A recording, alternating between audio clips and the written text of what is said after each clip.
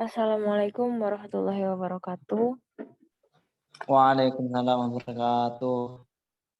Kepada yang terhormat Bapak Firman Setiawan, SHI MEI, selaku dosen pengampu mata kuliah Teori Ekonomi Mikro, dan teman-teman presentator yang saya banggakan. Alhamdulillah, marilah kita panjatkan puji syukur kehadirat Allah Subhanahu wa taala yang telah melimpahkan nikmat dan karunia-Nya kepada kita semua. Salawat serta salam marilah kita curahkan kepada junjungan kita Nabi besar Muhammad SAW, sehingga kita dapat berkumpul secara virtual di Zoom dalam rangka menyampaikan dan memaparkan materi tentang teori ekonomi.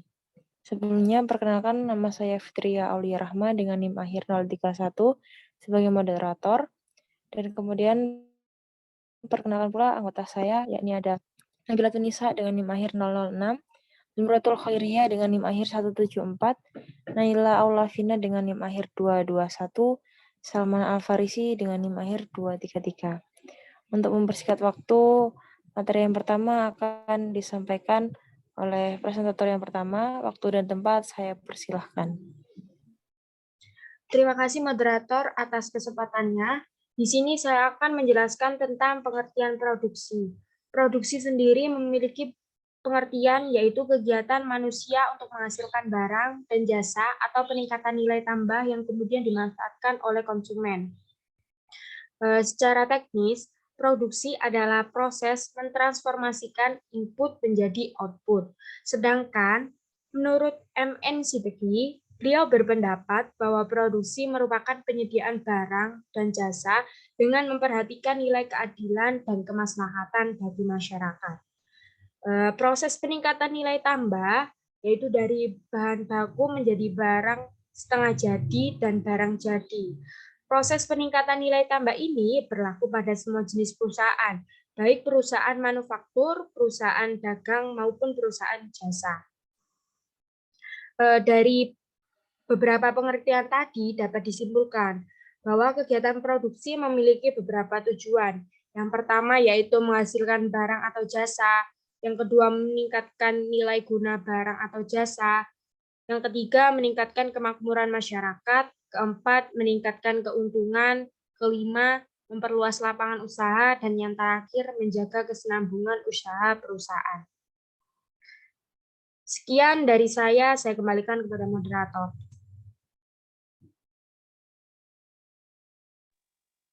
Terima kasih saya sampaikan untuk materi yang kedua.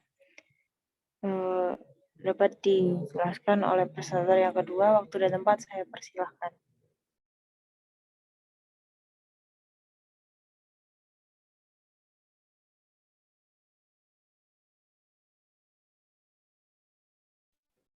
Baik, terima kasih atas waktunya, moderator. Di sini saya akan menyampaikan materi tentang fungsi produksi. Fungsi produksi adalah suatu fungsi atau persamaan yang menunjukkan hubungan fisik atau teknis antara jumlah faktor-faktor produksi yang dipergunakan dengan jumlah produk yang dihasilkan per satuan waktu tanpa memperhatikan harga-harga, baik harga faktor produksi maupun harga produk. Rumus fungsi produksi secara sistematis bisa dirumuskan dengan Y sama dengan F dalam kurung X1, X2, X3, Xn, di mana Y sama dengan tingkat produksi atau output yang dihasilkan dan X1, X2 yang digunakan. Demikian penjelasan dari saya kembalikan ke moderator.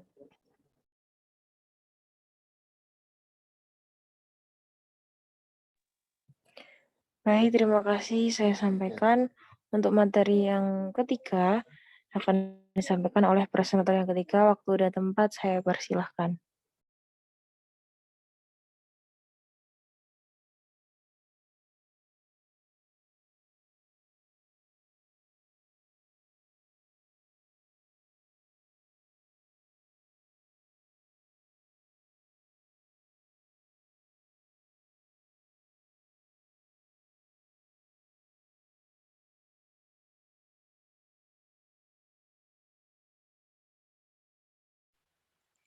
Baik, terima kasih atas waktunya. Saya akan menjelaskan tentang teori produksi dengan satu faktor produksi. Teori produksi yang sederhana menggambarkan tentang hubungan di antara tingkat produksi suatu barang dengan jumlah tenaga kerja yang digunakan untuk menghasilkan berbagai tingkat produksi barang tersebut. Dalam analisis tersebut dimisalkan bahwa faktor-faktor produksi lainnya adalah tetap jumlahnya, yaitu modal dan tanah jumlahnya dianggap tidak mengalami perubahan. Juga teknologi dianggap tidak mengalami perubahan juga. Dan satu-satunya faktor produksi yang dapat diubah jumlahnya hanyalah tenaga kerja. Hukum hasil lebih semakin berkurang menyatakan faktor produksi yang dapat diubah jumlahnya hanyalah tenaga kerja yang terus-menerus ditambah sebanyak 1 unit. Pada mulanya, produksi total akan semakin banyak pertambahannya, tetapi sesudah mencapai suatu tingkat tertentu, produksi tambahan akan semakin berkurang, kemudian mencapai nilai negatif. Sifat pertambahan produksi seperti ini menyebabkan pertambahan produksi total semakin lambat dan akhirnya ia mencapai tingkat yang maksimum dan kemudian menurun. Hukum ini memberikan kesimpulan bahwa hubungan di antara tingkat produksi dan jumlah tenaga kerja yang digunakan dapat dibedakan dalam 3 tahap, yaitu tahap yang pertama, produksi total mengalami pertambahan yang semakin cepat. Tahap yang kedua, produksi total pertambahannya semakin lambat. Dan tahap ketiga, yaitu produksi total semakin lama semakin berkurang. Dari ketiga tahap produksi tersebut, maka untuk menghitung ketiga tahap produksi dapat dilakukan dengan 2 cara, yaitu produksi marginal dan produksi rata-rata. Mungkin hanya itu yang dapat saya sampaikan. Selanjutnya saya kembalikan kepada moderator. Terima kasih saya sampaikan. Untuk materi yang terakhir akan disampaikan oleh presentator yang terakhir. Waktu dan tempat saya persilahkan.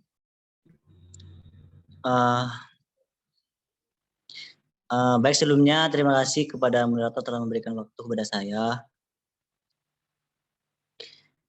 Baik, di sini saya akan menjelaskan tentang teori produksi dengan 2 faktor produksi. Di mana di sini ada 2 poin ya. Yang pertama yaitu kurva produksi sama yang disebut dengan isokuan. Apa itu isokuan? Isokuan merupakan kurva yang mengombinasikan antara 2 input variabel yang digunakan untuk menghasilkan output. Nah, kurva ini menggambarkan gabungan tenaga kerja dan modal yang akan menghasilkan suatu tingkat produksi tertentu. Yang mana kurva ini memiliki beberapa ciri, diantaranya adalah memiliki slope negatif dan cembung ke titik origin.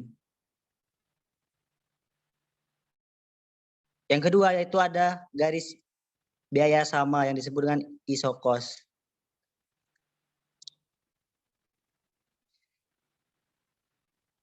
Apa itu isokos? Isokos merupakan garis anggaran belanja yang membatasi perusahaan untuk mengeluarkan biaya berlebihan dalam produksi.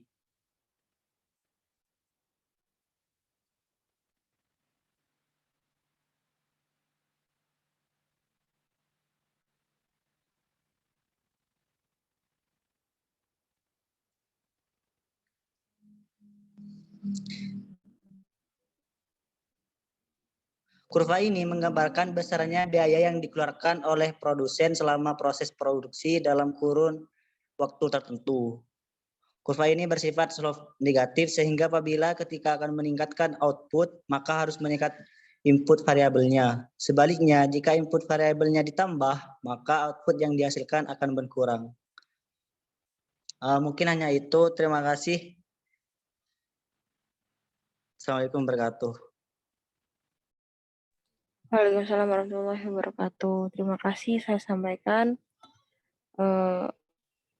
Alhamdulillah materi sudah disampaikan dengan lancar. Untuk para audiens, apabila ada pertanyaan bisa langsung disampaikan di kolom komentar. Dan apabila ingin ada penjelasan lebih, bisa membaca makalah yang sudah kita upload. Dari kelompok kami sampaikan terima kasih.